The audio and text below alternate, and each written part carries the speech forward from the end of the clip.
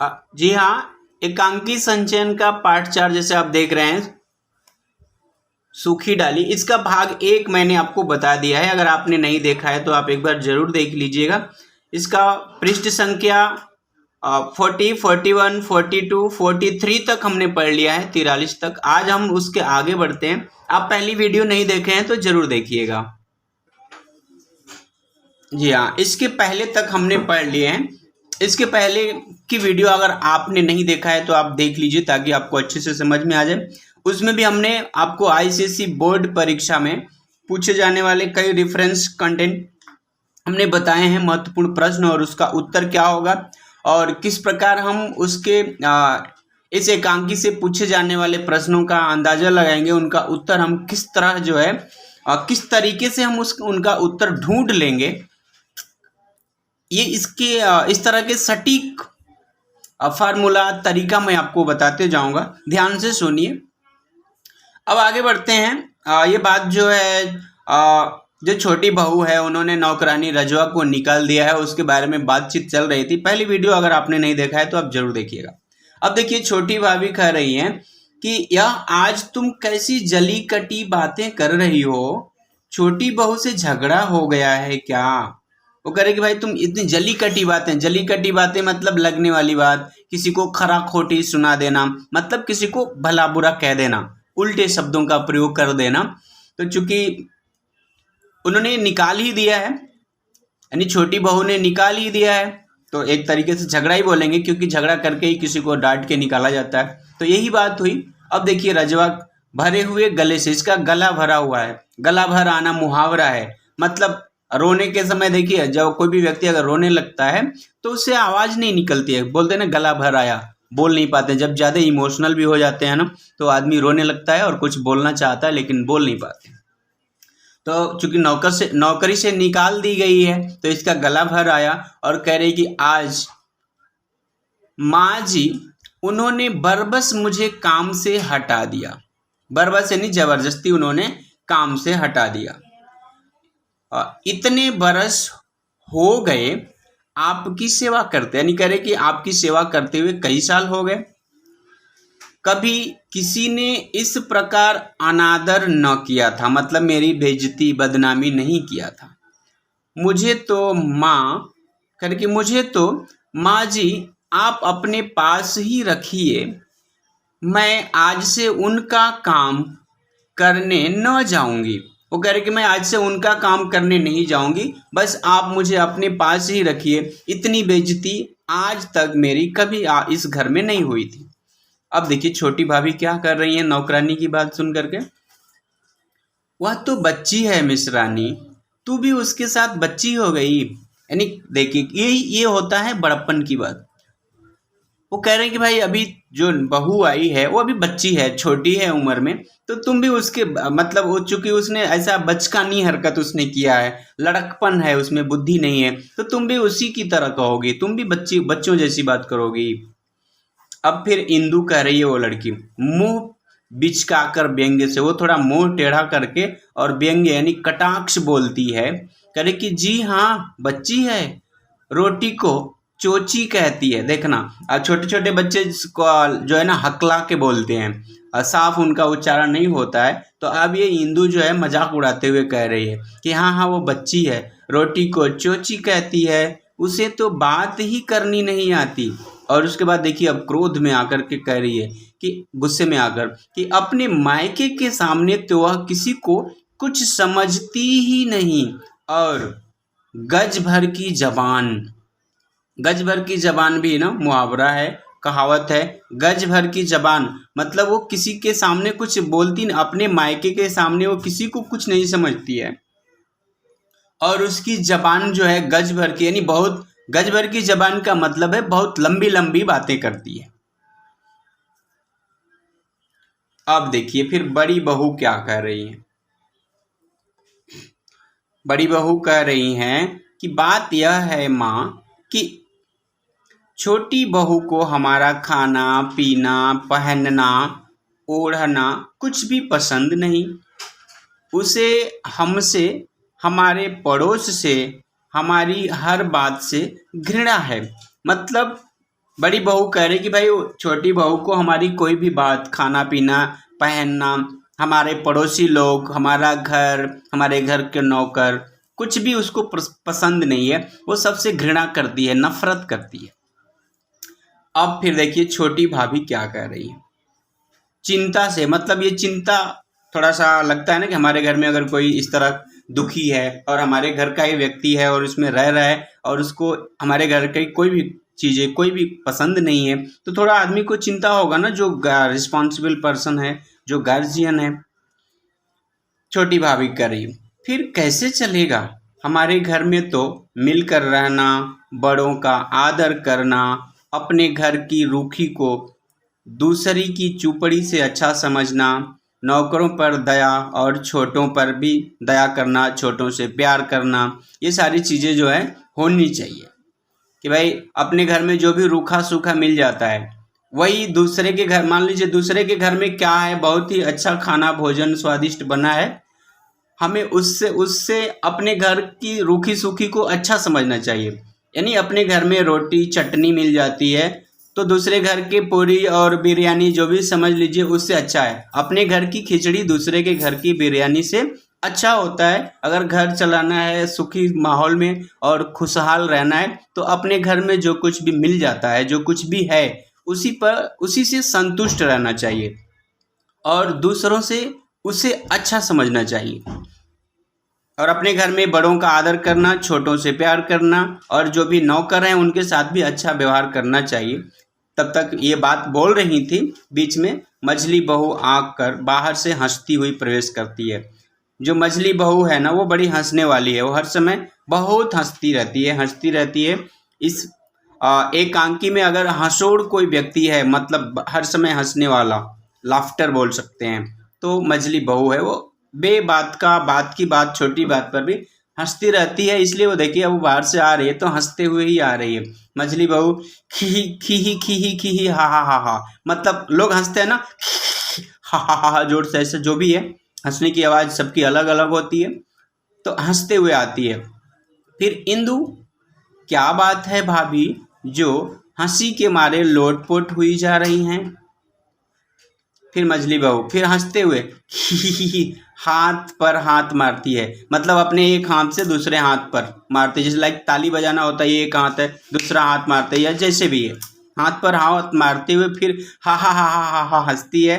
फिर गैलरी में मझली भाभी और बड़ी भाभी प्रवेश करती है, यानी गैलरी से ये और मझली भाभी और बड़ी भाभी भी आती हैं। फिर दोनों, क्या बात है जो आज इतनी हा ही हो रही है? यानी क्या बात है कि भाई इतने जोर जोर से आज हंसा जा रहा है, हंसी मजाक चल रही है, बात क्या है, थोड़ा हम भी तो जाने। आगे देखते हैं। तब देखिए इंदु, यह भाभी हैं कि बस हंसे जा रही हैं, कुछ बताती ही नहीं। मझली बहू कहती है, मैं कहती हूँ, तब तक फिर हंस पड़ती है। यानी मझली बहू बोलना चाह रही है कुछ, तब तक ये फिर बीच में हंसने लगती है, क्योंकि ये हंसोड़ है, फिर हंसने वाली है। फिर बड़ी बहू, आखिर कुछ कहो भी। फिर मझली बहू कहती है, आज भाई परेश की वह गति बनी कि बेचारे अपना सा मुंह लेकर रह गए। अपना सा मुंह लेकर रह जाना मुहावरा है, मतलब शर्मिंदा हो जाना, लज्जित होकर के रह जाना, लजा जाना। और फिर खी हा ऐसा करके वो हंसने लगती है। फिर छोटी भाभी, ओहो तुम्हारी हंसी भी बहू, यानी क्या हंसती हो? फिर मझली बहू, मैं क्या करूं, मैं हंसी के मारे मर जाऊंगी। छोटी माँ, वो बोले कि छोटी माँ, अभी अभी छोटी बहू ने परेश की वह गत बनाई, मतलब उसकी हालत की, कि बेचारा अपना सा मुंह लेकर दादाजी के पास भाग गया। देखो, अपना सा मुंह लेकर यानी अपना सिर झुका करके, शर्मिंदा होकर के दादाजी के पास चला गया।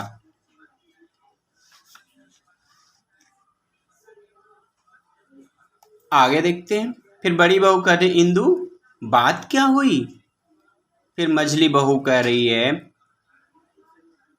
मैं तो उधर ऊपर सामान रखने गई थी, बहुत बातें तो मैंने सुनी ही नहीं, बहुत समझ भी नहीं पाई, अंग्रेजी में गिट पिट कर रहे थे। अब देखिए, अंग्रेजी में गिट पिट कर रहे थे मतलब दोनों, यानी पति पत्नी अंग्रेजी में बात कर रहे थे, इंग्लिश में, क्योंकि वो पढ़े लिखे हैं भाई दोनों।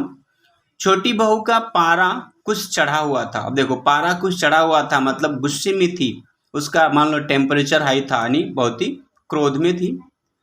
इतना मालूम हुआ कि परेश स्नान कर कमरे में गया तो बहू रानी ने सारा फर्नीचर निकाल कर बाहर रख दिया था। यानी जब वो नहा करके बाहर निकला, तब तक जितने भी घर के अंदर फर्नीचर थे, यानी कुर्सियां थी, पुरानी मेज, जो कुछ भी हो, उसने क्या किया था, छोटी बहू ने बाहर निकाल दिया था। परेश ने कारण पूछा, परेश ने रीजन पूछा कि भाई आपने ऐसा क्यों किया है। छोटी बहू ने कहा, मैं इन टूटी फूटी कुर्सियों और गले सड़े फर्नीचर को अपने कमरे में न रहने दूंगी। देखिए, ये रेफरेंस में आपसे पूछा जा सकता है यहाँ से कि मैं इन टूटी फूटी कुर्सियों और गले सड़े फर्नीचर को अपने कमरे में न रहने दूंगी। पूछा जा सकता है कि इसका वक्ता कौन है, श्रोता कौन है, फिर कौन किससे कह रहा है, यह बात क्यों कही जा रही है। इस तरह के प्रश्न पूछे जाएंगे। और इसके बाद फिर क्या हुआ, आगे देखिए। परेश कहने लगा, हमारे बुजुर्ग, बात काट कर, देखिए परेश बीच में बोलने लगा कि भाई हमारे बुजुर्ग, उसने इतना ही कहा था हमारे बुजुर्ग, तब तक उसकी वाइफ ने फिर बीच में बात काट दिया, इनको पूरा बोलने भी नहीं दी। छोटी बहू ने कहा, हमारे बुजुर्ग तो नंगे बुच्चे जंगलों में घुमा करते थे, मतलब नंगे रहते थे, जंगल में घुमा करते थे। आप सुने होंगे आदि मानव, स्टोन एज में लोग जो है जंगल में घूमते थे, नंगे ही रहते थे, कपड़े नहीं पहनते थे उस समय। तो वही ये कह रही है कि भाई जंगलों में घुमा करते थे, तो क्या हम भी उनका अनुकरण करें, यानी हम भी उनकी नकल करें, हम लोग भी वैसे ही रहें। और फिर हंसती है, और जो सामान पड़ा था वह भी उठाकर बाहर फेंक दिया। देखो कितनी अकड़ है उसमें, पुरानी चीज़ों को बाहर फेंक दी और अपने पति को कुछ बोलने भी नहीं दे रही है, समझाना चाह रहा है, समझाने भी नहीं दे रही। जबकि अपने घर में जो भी अपने बुजुर्गों की निशानी है ना, उसे बचा के रखना चाहिए, क्योंकि हम एक बार कह सकेंगे ये हमारे दादाजी का है, हमारे परदादा जी का है। हमें गर्व होता है और गर्व होना चाहिए अपने पुरखों की। पुरानी कोई भी चीज़ अगर पड़ी है तो उसे संभाल के रखना चाहिए, उसको संभाल के रखना चाहिए। फिर इंदु कहती है कि फिर यानी आगे क्या हुआ। फिर मझली भाभी कह रही है कि छोटी बहू, फिर छोटी भाभी कह रही है या तो, यानी ये बातें तो आगे बढ़ती हैं। चलते हैं अगले पेज पे। आगे देखिए, मझली बहू कहती है, परेश ने कहा, इस फर्नीचर पर हमारे दादा बैठते थे, पिता बैठते थे, चाचा बैठते थे, उन लोगों को कभी शर्म नहीं आई। उन्होंने कभी फर्नीचर के गले सड़े होने की शिकायत नहीं की, यानी कि फर्नीचर सड़ा है, गल गया है, यानी कमज़ोर हो गया है, टूट रहा है। अब यदि मैं इसे रखने पर आपत्ति करूँगा तो दादाजी कहेंगे कि तहसीलदार होते ही लड़के का सिर फिर गया। सिर फिर जाना भी मुहावरा है, मतलब तहसीलदार हुआ, बड़ा ऑफिसर बन गया, तो ऑफिसर बनते इसका सिर फिर गया, यानी इसका दिमाग जो है पूरी तरह घूम गया, इसकी अकल जो है फिर गई, या ये बड़ा ही क्या बोलेंगे फैशनदार हो गया, हमारी पुरानी चीज़ों को ये पसंद नहीं कर रहा है। फिर हाथ मटका कर, ना भाई। मछली और बड़ी भाभी, हाँ ठीक ही तो कहा परेश ने। दोनों ने एक साथ बोला कि भाई उसने जो भी कहा ठीक ही कहा, कि अगर हम अपने दादा बैठते थे, पिताजी बैठते थे, और इन चीज़ों को अगर हम बाहर फेंक दे, वो लोग इस पुरानी टूटी फूटी, मान लो टूटी ही है, पुरानी है, इस पर बैठने में उनको कभी शर्म नहीं महसूस हुई, तो हम ऐसा क्यों करें। छोटी भाभी कहती है, परेश मेरा बेटा भला, चूंकि छोटी भाभी का ही बेटा है परेश, ठीक है, तो कह रहे कि भला, और आगे जो है ना इनको बात नहीं आती। फिर मझली बहू कहती है, तब बहू ने कहा, मझली बहू बता रही है कि परेश ने इतनी सारी बातें कहा था, तभी बहू ने क्या बोला कि तो न कहो, मैं तो इस गले सड़े सामान को कमरे के पास तक न फटकने दूंगी। इस बेडौल फर्नीचर से तो नीचे धरती पर चटाई बिछाकर बैठे रहना अच्छा है। वो कह रहे कि भाई ये सड़े गले फर्नीचर पर बैठने से अच्छा है कि हम नीचे फर्नीचर पर जो है ना, इन फर्नीचरों पर ना रहकर नीचे हम जो है ना बेडौल फर्नीचर से नीचे अपनी यानी फर्श पर चटाई बिछा लें और चटाई बिछा करके हम उस पर सोएं। इस टूटे फूटे फर्नीचर पर बेड पर कौन बैठेगा, चारपाई पर कौन बैठेगा, कुर्सी पर कौन बैठेगा और बेड पर कौन सोएगा। इससे अच्छा है हम नीचे फर्श पर जो है चटाई यानी मैट बिछाकर उस पर सो जाएंगे। और फिर आगे बोलने लगती है, मेरे मायके में डैश डैश दिया हुआ है, मतलब मेरे मायके में तो ऐसा नहीं होता है। अच्छा सोफा, अच्छा बहुत ही मुलायम बिछौना होता है जिस पर अच्छी नींद आती है। और यहाँ की बात मतलब वो अपने मायके की बड़ाई करना शुरू कर दी। ऐसा मजली बहू जो है बता रही है, जो बड़ी हंसने वाली है।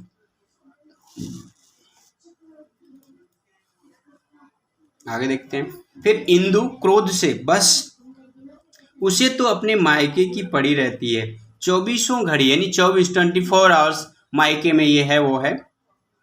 इसको भी गुस्सा आ गया और फिर ये भी कहने लगी कि भाई ये बात तो सही है कि 24 घंटा वो मायके की ही बड़ाई करती रहती है। फिर मझली बहू और छोटी बहू ने अपने मायके के बड़े बड़े कमरों यानी उसके पास जो रूम हैं वो बड़े ही बिग रूम्स हैं, बड़े बड़े घर हैं और उनके बहुमूल्य फर्नीचर यानी बहुमूल्य यानी बहुत ही कीमती फर्नीचर का उसने बखान किया और फिर हंसने लगती है। और महाशय परेश की एक भी न चलने दी, यानी परेश को कुछ भी बोलने ही नहीं दिया, इसकी एक भी नहीं सुनी। बेचारे भीगी बिल्ली बने दादाजी के पास चले गए। भीगी बिल्ली होना यानी चुपचाप सुन लेना और डर के एकदम दुबक के बैठे रहना। भीगी बिल्ली होना ये भी मुहावरा है, मतलब सामने वाला कुछ भी बोल रहा है चुपचाप सुनना, कुछ भी रिएक्ट नहीं करना। और फिर खी यानी हंसने लगती है और दूसरी भी उसके साथ हंसती हैं। सभी लोग यानी जब मझली बहू हंसने लगती है तो सभी लोग हंसने लगती हैं। फिर आगे देखिए, मैं तो चुपके से चली आई और फिर मुंह बिचका कर बोलती है, मुंह टेढ़ा करके थोड़ा बोलती है। जब देखिए आपको पता ही है औरतें बोलते समय मुंह टेढ़ा करती हैं। जबान है छोटी बहू की या कतरनी। देखो करेगी भाई छोटी बहू की जबान है कि कतरनी है। कतरनी यानी चाकू, नाइफ। और फिर जब अंग्रेजी बोलने लगती है तो कुछ समझ में ही नहीं आता। परेश बेचारा तो अपना सा मुंह लेकर रह जाता है, जाने तहसीलदार कैसे बन गया।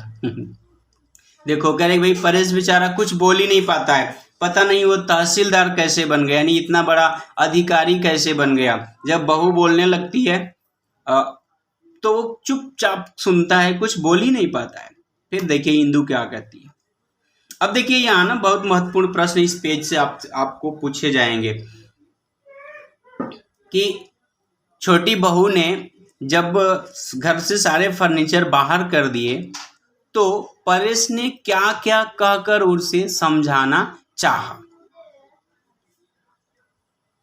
और फिर उसके बाद ये पूछा जा सकता है कि फर्नीचर के संबंध में छोटी बहू ने अपने मायके की क्या क्या बड़ाई की, किस प्रकार बड़ाई की या बड़ाई करते समय उसने क्या क्या कहा। अब हम ये इंदु का वाक्य देख लेते हैं। बस जबान ही जबान है, यानी खाली बोलना ही बोलना है। बात तो तब है जब काम भी हो, यानी कुछ लोग ऐसे होते भी हैं केवल बोलते रहते हैं, लेकिन भाई जितना हम बोलते हैं अगर काम भी करें तब तो अच्छा है, ऐसा ये लोग कह रहे हैं। ये बात भी सही है। अब देखिए ये कह रहे कि एक काम की कहो तो 100 नाक भाव चढ़ाती है, यानी एक काम करने के लिए उसको कहा जाए तो नाक भाव चढ़ाती है, यानी नाक टेढ़ी कर लेती है, काम करने को तैयारी नहीं होती है। दादाजी ने 4 कपड़े धोने को कहा था, वे तो पड़े गुसलखाने में गल रहे हैं, यानी कपड़ा उसने धोया नहीं, आज अभी तक जो है ना वे कपड़े वहीं भीगे पड़े हैं, गल रहे हैं, उनको उसने अभी तक धोया नहीं, यानी काम कुछ भी नहीं करती है और बड़ी बड़ी बातें करती है। तो जी आज हम यहाँ ही रखते हैं, इसके बाद हम इसका अगला भाग जो है फिर अगले वीडियो में आपको बताऊंगा।